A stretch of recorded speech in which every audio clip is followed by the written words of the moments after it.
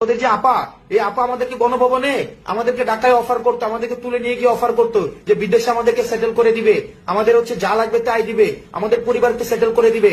আমরা তো আপার কথা শুনি নাই, আমরা তোর আপার কথা এগুলো শুনি নাই। আমরা চাইলে ওই সময় নেগোসিয়েশনে যাইতে পারতাম। দালালি কোনটাকে বুঝাস? তোর আপার সাথে ওই সময় আমরা দালালি করতে পারতাম।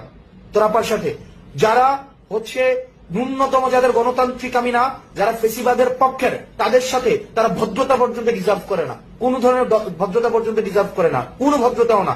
একটা ফেসিবাদের দূষরের ন্যূনতম কোন রাজনৈতিক অধিকার নাই। সুতরাং আজকে আপা নিধন কর্মসূচিতে আপনারা আসেন, যদি আর বিদেশে বসে বসে যারা হুঙ্কার দেন, যদি ওই যে কি দেখা না দাও তাইলে কথা কইও না, চুপ করে থাকেন, ন্যূনতম লজ্জা শরম কিচ্ছু নেই বেটা।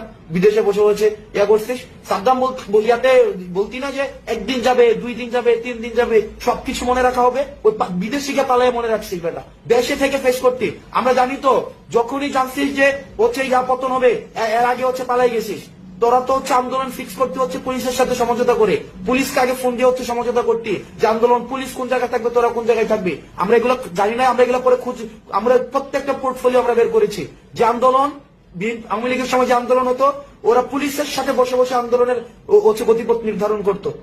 আমরা সেই জায়গায় থেকে আমরা তোদের একটা সমন্বিত ফেসিবাদী শক্তিকে উৎখাত করে আজকে আমরা তোদেরকে